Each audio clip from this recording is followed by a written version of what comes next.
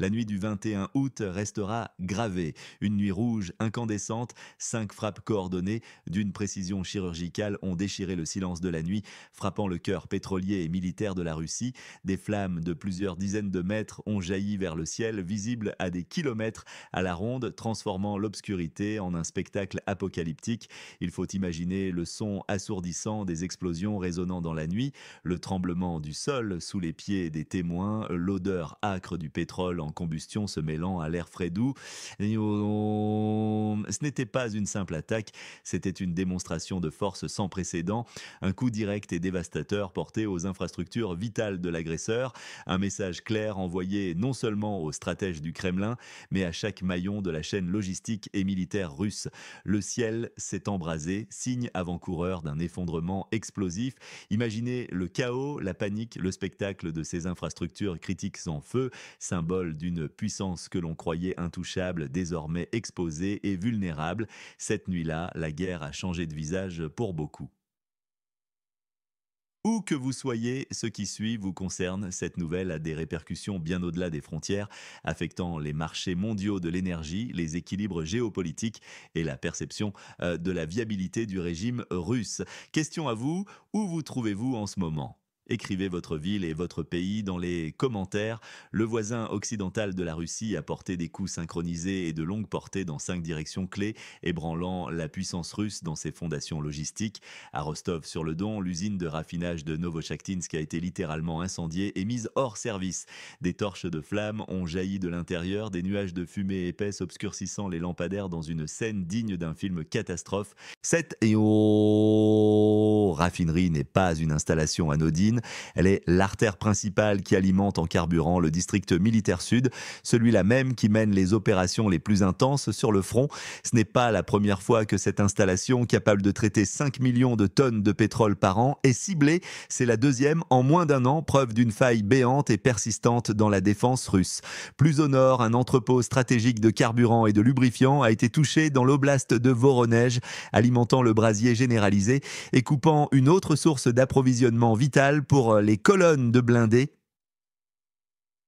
À Djankoï, en Crimée occupée, un nœud ferroviaire essentiel, un train entier transportant des matériaux combustibles et lubrifiants a été réduit en cendres par une explosion retentissante, illuminant le ciel nocturne. Un autre train encore, après celui de Zaporizhia, démontrant une stratégie claire de strangulation logistique. À Sébastopol, port d'attache historique de la flotte de la mer Noire et forteresse symbolique, les forces d'opération spéciales du pays sur la carte 404 ont liquidé un entrepôt de drones Shahed.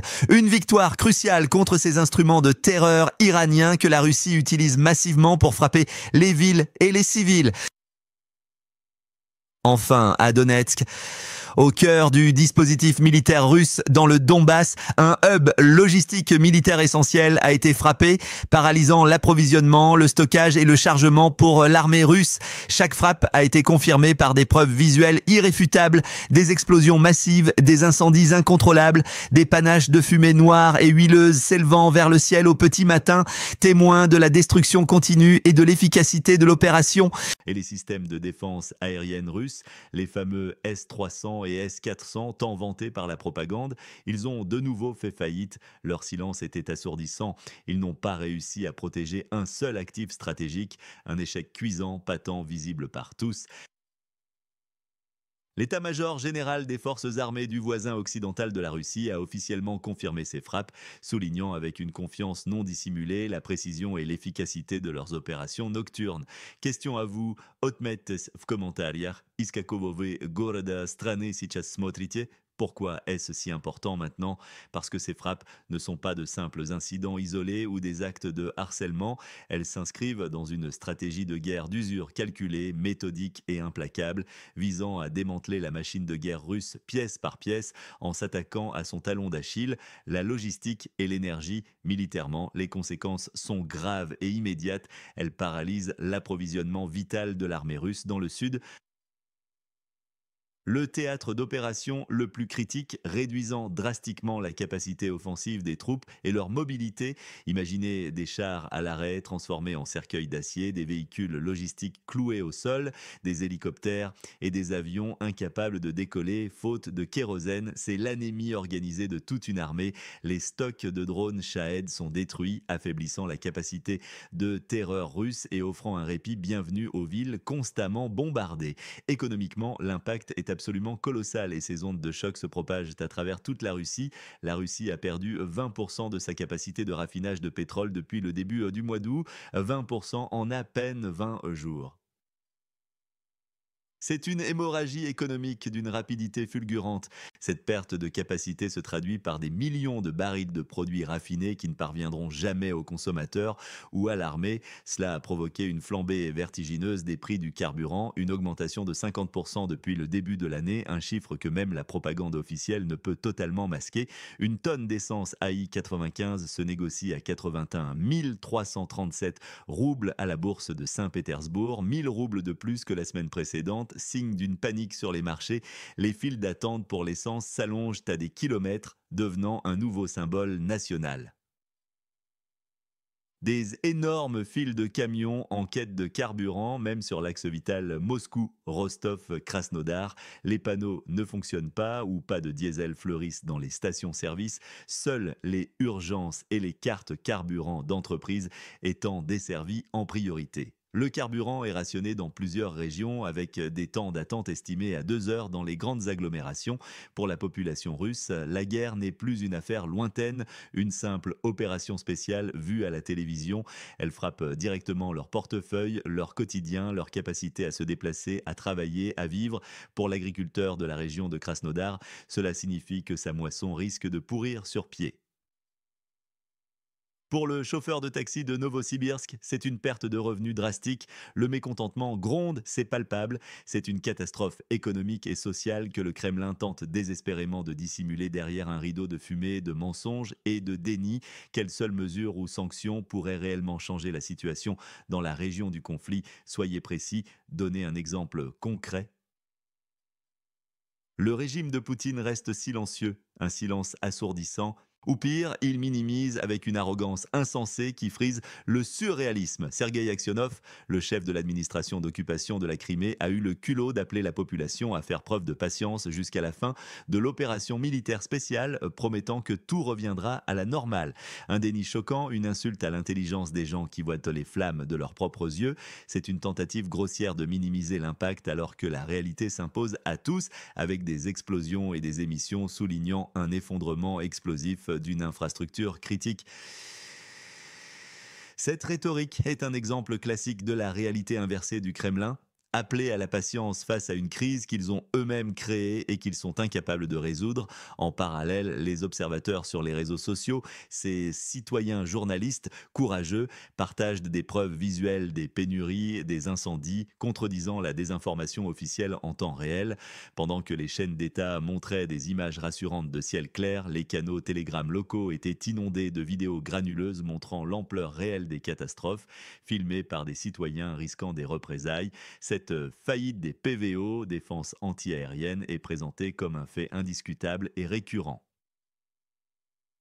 Le Kremlin ne peut même pas protéger ses propres actifs stratégiques sur son propre sol. Cela suggère une vulnérabilité systémique profonde et une gestion désastreuse. Un château de cartes sécuritaire qui s'effondre. Le pays sur la carte 404, en revanche, a un objectif clair et l'exécute avec une redoutable efficacité.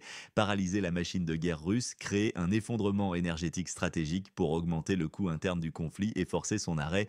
Ils démontrent leur capacité à frapper profondément le territoire russe, là où ça fait mal sur les nerfs de l'économie et de l'armée. La Russie veut ignorer la réalité, maintenir une façade de force et de capacité militaire, mais son peuple voit le chaos. Il subit les conséquences directes de cette guerre. Et qui croire? Les faits sont là, les flammes, les files d'attente, L'épais panache de fumée, c'est un aveu implicite de la profondeur du problème, un problème que le régime, enfermé dans sa tour d'ivoire idéologique, ne peut pas résoudre. À qui faites-vous confiance pour avoir une information fiable sur ces événements? Donnez le nom d'un seul expert ou d'un seul média que vous jugez crédible. Ce n'est pas la première fois que ces cibles sont visées et cette répétition souligne une vulnérabilité persistante et une stratégie délibérée. La raffinerie de Novochaktynsk avait déjà été touchée il y a moins d'un an, en décembre de l'année précédente. Le fait qu'elle ait été réparée pour être frappée à nouveau met en évidence la persévérance du voisin occidental de la Russie et sa capacité à frapper, mais aussi la capacité russe à reconstruire, bien que de manière vulnérable et coûteuse. C'est un cycle destructeur que l'économie russe ne pourra pas soutenir indéfiniment. Quelques jours auparavant, un autre train de carburant avait été complètement incendié près de Tokmak, en Zaporizhia. Une stratégie cohérente se dessine, cibler les transports et l'énergie pour assécher la machine de guerre, non pas en une seule bataille décisive, mais par une lente et inexorable strangulation.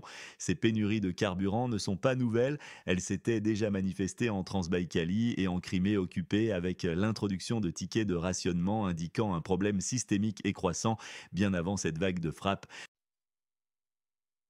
Pendant que le pays sur la carte 404 frappait des cibles militaires stratégiques avec une précision redoutable, la Russie a lancé 614 moyens de frappe sur le territoire du voisin occidental la même nuit. Des drones, des missiles Kinjal ciblant des infrastructures civiles à Lviv et Moukatchevo, des morts, des blessés, des immeubles d'appartements éventrés, des écoles détruites. Un contraste saisissant, des frappes terroristes contre des civils face à des frappes ciblées sur l'infrastructure de guerre. La légitimité est claire, une partie se défend en désarmant son agresseur, l'autre attaque en terrorisant des innocents. L'administration américaine, quant à elle, a de facto renoncé au soutien militaire à Kiev, rendant l'ingéniosité, l'innovation et la résilience des forces armées du pays sur la carte 404, ainsi que le soutien citoyen international, encore plus cruciaux pour la suite des événements. Quel événement, selon vous, est sous-estimé par les médias concernant la région du conflit? Nommez-le et expliquez en une phrase pourquoi il est important. Alors, que se passera-t-il ensuite? Le scénario le plus probable est la poursuite et l'intensification de ces frappes ciblées. La pression sur les infrastructures russes restera constante, inéluctable, devenant une composante permanente de la guerre. La Russie tentera de s'adapter, de disperser ses stocks, de protéger ses sites avec des moyens dérisoires, de réparer frénétiquement, de mobiliser des ressources pour la logistique alternative comme les oléoducs militaires. Mais le coût de la guerre devient insoutenable, alimentant la récession, l'inflation et le mécontentement populaire. Le pire scénario pour la Russie serait une escalade des frappes conduisant à un effondrement économique complet, à une crise sociale majeure et à l'incapacité de soutenir l'effort de guerre. Le régime de Poutine perdrait alors tout soutien interne et externe, même si un rétablissement rapide de la capacité de raffinage est peu probable. La pression interne pourrait provoquer des manifestations de grande ampleur ou des divisions au sein de l'élite sécuritaire et économique, forçant un changement de cap inattendu du Kremlin. Le voisin occidental de la Russie gagne sur tous les plans en démontrant sa capacité stratégique et en affaiblissant l'ennemi à moindre coût. Les alliés de ce pays voient leur stratégie d'assistance indirecte fonctionner. Les populations russes, elles, se rendent compte du coût réel de cette guerre, loin des parades militaires de la place rouge. Le régime de Poutine perd le contrôle du narratif, sa crédibilité et ses précieuses ressources. L'armée russe perd sa capacité opérationnelle, non pas seulement sur la ligne de front, mais dans sa profondeur même. C'est un gouffre qui s'approfondit de jour en jour et chaque frappe réussie est un coup de pelle supplémentaire. Question à vous, aidez-nous avec le chronométrage de nos émissions. Indiquez le pays, la ville et l'heure actuelle chez vous. Le conflit n'est plus lointain pour les citoyens russes. Les pénuries de carburant, l'introduction de tickets de rationnement et la flambée des prix le ramènent brutalement à leurs portes. De Moscou aux confins de l'Extrême-Orient, en passant par les régions agricoles du Sud, c'est une guerre qui atteint désormais les arrières de la Russie, prouvant que sa profondeur stratégique, autrefois un atout majeur, est devenue sa plus grande vulnérabilité. La vaste étendue du territoire russe rend la protection de toutes ces infrastructures critiques tout simplement impossible. Le Kremlin est-il réellement capable de gérer cette escalade et les conséquences de ses propres actions? Chaque jour qui passe, la réponse semble de plus en plus négative. Le silence de Moscou face à ces problèmes contraste violemment avec la réalité du terrain, montrant une déconnexion et une arrogance qui pourraient lui coûter très cher à terme. Quel est votre pronostic sur les délais? Quand cette guerre prendra-t-elle fin? Donnez un mois, année et une raison clé qui, selon vous, mettra un terme au conflit. L'incompétence de Moscou est flagrante. 5 frappes du pays sur la carte 404, 5 catastrophes russes et zéro protection par les systèmes de défense aérienne. Que cela vous inspire-t-il sur la véritable force et la crédibilité de l'agresseur? La façade de puissance militaire se fissure sous nos yeux, révélant une structure fragile et mal gérée. Laissez votre avis, vos réflexions et vos analyses dans les commentaires ci-dessous. Nous lisons toutes vos contributions car elles enrichissent notre compréhension collective de ces événements complexes. Abonnez-vous dès maintenant à notre chaîne pour un décryptage honnête et sans compromis de l'actualité mondiale, une analyse que vous ne trouverez nulle part ailleurs, loin des filtres de la propagande. Activez la petite cloche pour ne manquer aucune de nos prochaines émissions et partagez cette analyse essentielle avec vos amis. Votre soutien est vital et nous aide à continuer à vous informer avec précision et pertinence dans un monde saturé de désinformation